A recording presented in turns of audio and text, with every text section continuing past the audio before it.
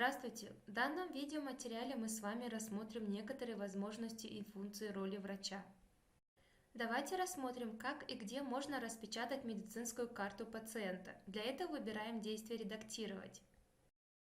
Далее, чтобы зайти в меню печати, в дополнительном выпадающем меню электронной медицинской карты выбираем «Печать».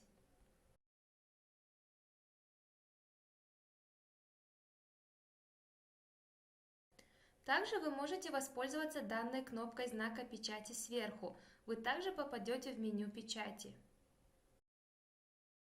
В данном меню вы можете распечатать все необходимые бланки медицинских документов данного пациента в полностью утвержденном формате Министерством здравоохранения Кыргызской Республики.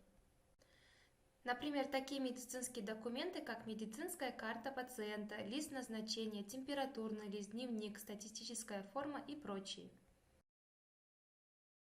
Давайте рассмотрим пример, как распечатать медицинскую карту пациента. Имеется возможность печати медкарты без дневника, если установить галочку, или совместно, если убрать галочку.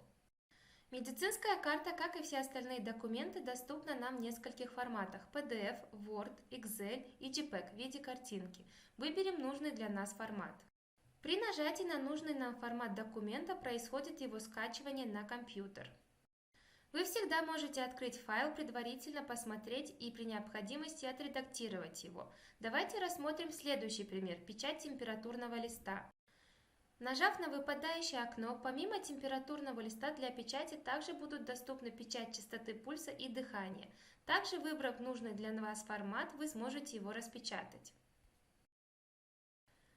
В некоторых медицинских документах, к примеру, дневника, имеется возможность выбирать временной диапазон. Можно будет распечатать за все время, установив галочку, или выбрать определенные числа месяца. Например, с 1 января и по 31 января. Также выбираем формат и скачиваем.